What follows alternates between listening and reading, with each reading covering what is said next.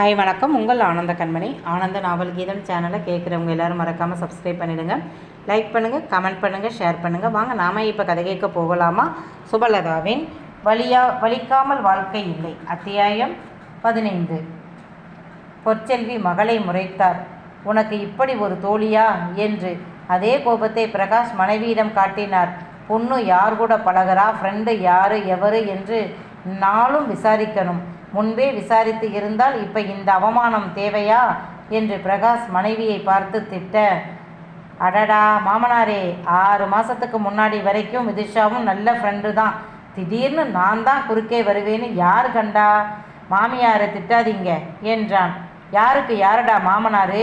மரியாதையை நீ வீட்டை விட்டு வெளியே போகலை, கழுத்தை பிடிச்சி வெளியே தள்ளிடுவேன் ராஸ்கல் என்றான் கௌதம். ரொம்ப துள்ளாதடா மச்சான், அப்புறம் நான் உன்னை கவனிக்கிற விதத்தில் வெளிநாட்டு காதலிக்கு வேலை இல்லாமல் போயிடும் என்று விதார்த்து நக்கல் அடிக்க மைத்திலி பயத்துடன் தான் நின்றிருந்தாள். என்ன மைத்திலி இப்படி அரண்டு போய் நிற்கிற என்றபடி அவள் தோள் மேல் விதார்த்து கை போட போனது தான் தெரியும். அந்த ஹாலின் ஒரு மூலையில் சுருண்டு கிடந்தான். ஒரு நொடியில் அவனுடைய அடியாட்களுக்கு கூட என்ன நடந்தது என்று தெரியலை. அந்த வேகத்தில் அவனை தூக்கி வீசி இருந்தான் வீரா. இதுவரை நடந்த அனைத்தையும் பார்த்தபடி இருந்தவன் மைத்திலி மேல் அவன் கை வைக்க போன நிமிடம் தூக்கி அடித்தான். விழுந்த விதார்த்திற்கு எழுந்து நிற்கவே முடியலை. அந்த அளவு ஊமையடி. என்னடா நின்றுக்கிட்டு இருக்கீங்க, வாங்கடா என்று அவன் கத்திய பிறகே அவன் அடியாட்கள் ஓடிப்போய் அவனை தூக்கினார்கள். டேய், யாருடா என் மேலே கை வச்சது என்று விதார்த்து கேட்க, நான் தான், அதுக்கென்ன என்று அவன் முன்னால் வந்து நின்றான் வீரா. இதோ பாரு, உனக்கும் எனக்கும் எந்த பிரச்சனையும் இல்லை, விலகிக்க. ஆமாம் சொல்லிட்டேன். யாருன்னு நினச்சா என்னை? என் அப்பா யாருன்னு தெரியுமா என்று அவன் எகிரி கொண்டு வர, யாருன்னு தெரியாமலா இருப்பேன்? உனக்கே என்னை தெரியுது, உன்னை பற்றி எனக்கு தெரியாதா? அதுதான் 4 வருஷத்துக்கு முன்னால் ஜெயிலில் கம்பி என்ன போனியே, டிவி திரையில் நியூஸில் முகத்தை மூடிக்கிட்டு போனியே, மறந்து போகுமா என்ன? கல்யாணமான பொண்ணுக்கு நடு ராத்திரி ஃபோன் பண்ணி செக்ஸ் டார்ச்சர் கொடுத்து அந்த பொண்ணு போலீஸுக்கு போய் உன்னை போலீஸ் தேடிச்சே, அது மறந்து போகுமா? சொல்லு என்று அவன் கம்பீரமான குரலில் கேட்க, இதோ பார், தேவையில்லாத பேச்செல்லாம் இங்கே வேணாம். நாளைக்கு நாம் சொந்தக்காரங்களாக ஆக போகிறோம். நீ என் வீட்டுக்கு வரணும், நான் உன் வீட்டுக்கு வரணும். கறி விருந்து தான், சரியா?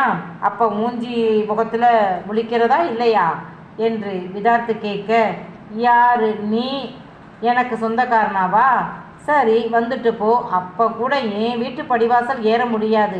யார் மேலே கை வைக்கிற? அவள் இந்த வீராவோட பொண்டாட்டி. உன் கை மட்டும் அவன் மேலே பட்டு இருந்துச்சு, இந்நேரம் உனக்கு கழுவ கை இருக்காதுடா என்றான் ஆத்திரமாக.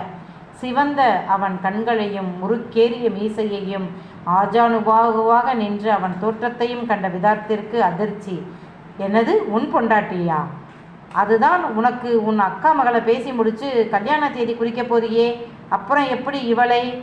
அது என் பிரச்சனை, உனக்கென்ன? இவளும் என் அக்கா மகள் தான். எனக்குத்தான் முதல் உரிமை கட்டுறதுக்கு. கட்டிக்கிட்டேன். என்னது, கட்டிக்கிட்டியா? பொய் சொல்லாதடா. இன்னைக்கு தானே அவளுக்கு நிச்சயதார்த்தம் என்று வந்தானுங்க. நான் அவனுங்களை விரட்டிட்டேன். அப்புறம் எப்படி கல்யாணம் நடக்கும்? போடா புண்ணாக்கு. இந்த நிச்சயதார்த்தமே உனக்காக நாங்கள் போட்ட பிளான். இன்றைக்கி காலையில் 4:30 to 4:30 மணிக்கு மேலே 5:30 மணிக்குள்ளே பிரம்ம முகூர்த்தத்தில் எங்கள் 2 பேருக்கும் கல்யாணம் முடிஞ்சிருச்சு. கறி விருந்து என்னோட ஊருக்குள்ளே வந்துடாதடா, பகுந்துருவானுங்க எங்கள் பயலுக, சரியா? போய் சேரு. ஏதோ சொல்லுவாங்களே, பிள்ளையார் பிடிக்க போய் குரங்காயிருச்சுன்னு, அந்த மாதிரி இருக்கு அந்த மாதிரி இருக்கு உன்னை பார்த்தா என்று எகத்தாளமாக வீரா சொல்ல, நான் நம்ப மாட்டேன். அவள் கழுத்தில் தாலியே இல்லை, அப்புறம் எப்படி கல்யாணம்? செயினை கூட காணோமே என்று அவன் சொல்ல, அத்தனை பேர் முன்னிலையில் மைத்திலியின் ஜாக்கெட்டின் உள்புறம் கைவிட்டு அந்த புத்தம் புதிய மஞ்சள் கயிற்றில் கட்டிய திருமாங்கல்யத்தை எடுத்து வெளியே போட்டான் வீரா. இதை பார்த்து அதிர்ந்தது விதார்த்து மட்டுமில்லை, அவனை விட 1000 மடங்கு அதிர்ந்தது கௌதம் தான். என்னது என்று அலறினான் அவன். அம்மா, இது எப்படி என்று அவன் அலறியதை கேட்ட விதார்த்திற்கு, இவனுக்கு கூட தெரியாதா டேய் என்னடா, நீங்களே சும்மா ஒரு மஞ்சக்கயத்தை இவளையே கட்டிக்க வச்சு நீ கட்டினதா சொல்லி என்னை ஏமாத்துறீங்களாடா என்று விதார்த்து சொல்ல, நாங்கள் என்னடா நடிகர்களா சும்மா தாலி கட்ட? கல்யாணம்ன்றது எங்கள் வாழ்க்கையில் ஒரு முறைதான், அது எங்கள் 2 பேருக்கும் முடிஞ்சிருச்சு என்றான் வீரா. அது எப்படி? வீட்டில் இருக்கிற இவ அண்ணனுக்கு கூட தெரியாமல் எப்படி கல்யாணம் நடக்கும் என்று அவன் நம்பிக்கை இல்லாமல் கேட்க, வேற வழி? நீ போட்ட பிளானை முறியடிக்கணும் என்றால் நடக்கிறது இந்த வீட்டில் இருக்கிற உன் ஆட்களுக்கு தெரியக்கூடாது. கௌதம் கிட்ட சொல்ல எங்களுக்கு நேரம் இல்லை. உன்னால தான் இந்த அவசர கல்யாணம். இல்லைன்னா என் சொந்த பந்தங்கள் முன்னாடி என் ஊரில் அடுத்த மாதம் நடக்க வேண்டிய கல்யாணம். உன்னால் நீ மைத்திலியை தூக்கிக்கிட்டு போட்ட பிளானை கேட்ட பிறகு இனியும் கல்யாணத்தை தள்ளி போட்டால் நீ தேவையில்லாமல் ஏதாவது செஞ்சுக்கிட்டு இருப்ப. அதுதான் காலையில் கல்யாணம் வீட்டிலேயே நடந்தது. மாமா, அந்த கல்யாண வீடியோவை போட்டு காட்டுங்க என்று சொல்ல பிரகாஷ் ஹாலில் இருந்த பெரிய டிவியில் அந்த காட்சிகளை ஓடவிட்டார். அதை விதார்த்து மட்டுமில்லை, கௌதமும் அதிர்ச்சியுடன் தான் பார்த்தான். அங்கே வீட்டு பூஜை அறையில் சாமி படங்களின் முன் பட்டுவேட்டி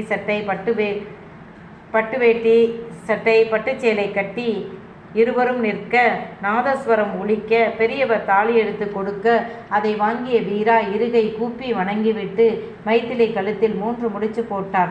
மற்றவர்கள் அச்சதை தூவி வாழ்த்தினார்கள். பிறகு முறைப்படி மாலை மாற்றி கொண்டார்கள். வீரா அவள் நெற்றியிலும் வகிட்டிலும் மாங்கல்யத்திலும் குங்குமம் வைத்தான். பெரியவர்கள் காலில் விழுந்து கும்பிட்டு ஆசீர்வாதம் வாங்கினார்கள். பிறகு பால்வளம் கொடுத்தார்கள். எல்லா சடங்கு சம்பிரதாயங்களும் முறைப்படி நடந்தது. இவ்வளவு நடக்கும் வரைக்கும் என்கிட்ட காசு வாங்கின நாய்கள் தூங்கிக்கிட்டா இருந்தானுங்க என்று விதார்த்து சீர, ஆமாம், பாலில் தூக்க மாத்திரை கலந்து கொடுத்தா தூக்கம் வரத்தானே செய்யும். இதோ பார், எங்கள் கல்யாணம் முடிஞ்சிருச்சு.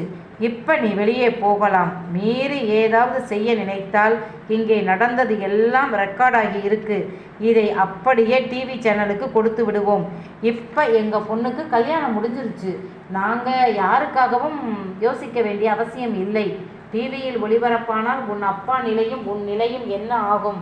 இன்னும் 1 மணி நேரத்தில் எங்கள் திருமணத்தை நாங்கள் ரெஜிஸ்டர் பண்ண போகிறோம். எல்லா ஏற்பாடும் பண்ணியாச்சு.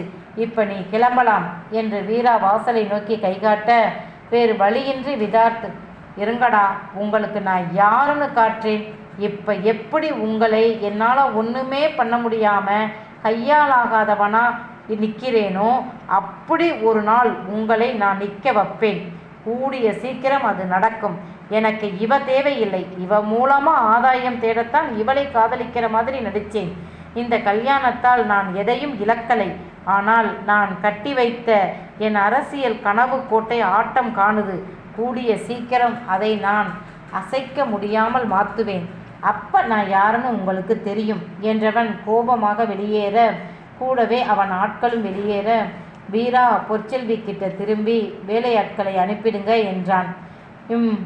முதல் வேலை அதுதான் என்ற பொற்செல்வி உள்ளே சென்று வேலையாட்களை வரச் சொல்லி, கிளம்புங்க, உங்கள் சம்பளத்தை வாங்கிக்கிட்டு கிளம்புங்க என்றாள்.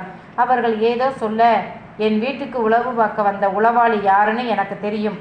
ஆனாலும் இன்னும் வேற யாரும் இருக்காங்களான்னு தெரியலை. எப்பவும் பகையையும் நெருப்பையும் மிச்சம் வைக்கக்கூடாது. அதனால் நீங்கள் போகலாம் என்று பணத்தை கொடுத்து அவர்களை அனுப்பிவிட்டு வரும்போது ஹாலில் பெரியவரும் அன்பு வீரா மட்டும் இருந்தார்கள். என்ன சித்தப்பா, கௌதம் எங்கே என்று கேட்க மாடியை கைகாட்டினார். செல்வி வளர்ந்த பிள்ளை, அவனை கேட்காம செஞ்சது கோபத்தை கொடுக்கும், பேசி சமாளிங்க என்றார் பெரியவர். அதுவரை மனைவியுடன் இருந்த பிரகாஷ் மகனின் அறைக்கு செல்ல, அக்கா இப்போ நேரம் இல்லை, கிளம்புங்க என்றான் வீரா. அட ஆமால்ல, மறந்துட்டேன் என்ற பிரகாஷ், நீ போய் கௌதமை கூட்டிட்டு வா என்றவர் தன் பிஏவை ஃபோனில் அழைத்து விவரம் கேட்டார். மகனின் அறைக்கு சென்ற பொற்செல்வி, கௌதம், உனக்கு தெரியாமல் செய்தது தப்புத்தான். ஆனால் நேற்று இரவு நீ வரும்போது மணி என்ன, எந்த நிலையில் வந்தாய் என்று கேட்க அவன் தலையை திருப்பி கொள்ள, உன்கிட்ட ஏன் சொல்லலைன்னு தெரிஞ்சது தானே. இப்போ கிளம்பு, வந்து ஏன் எப்படின்னு நான் சொல்கிறேன் என்றார். கௌதமும் மறுபேச்சு இன்றி கிளம்பி விட்டான். அவர்கள் ரெஜிஸ்டர் ஆஃபீஸ் போகும்போது சரியாக இவர்களுக்காக காத்திருக்க குறித்த நேரத்தில் அவர்கள் திருமணம் பதிவு செய்யப்பட்டது. அனைவரும் வீடு வந்து சேர்ந்தார்கள். அவர்கள் வரும் நேரம் சரியாக ஒரு காரில் வந்து இறங்கினார் எதிர்க்கட்சி தலைவர் தில்லைநாயகம். அவரை கண்டதும் பிரகாஷ் எதிர்கொண்டு அழைத்து வந்தார். வாங்க சார் என்று அனைவரும் வரவேற்றார்கள். அவரோ பெரியவரிடம் நலம் விசாரித்து அன்பு செல்வத்திடம் பேசினார். பெரியவர்கள் அவருக்கு நன்றி சொல்ல வேண்டாம் பிரகாஷ் சார் நடுநிலையாய் இருப்பார். நான் கேட்டு இதுவரை இல்லை என்று சொன்னதும் இல்லை. அவருடைய மகள் என்று தெரிந்த பிறகு நான் சும்மா இருக்க முடியாது.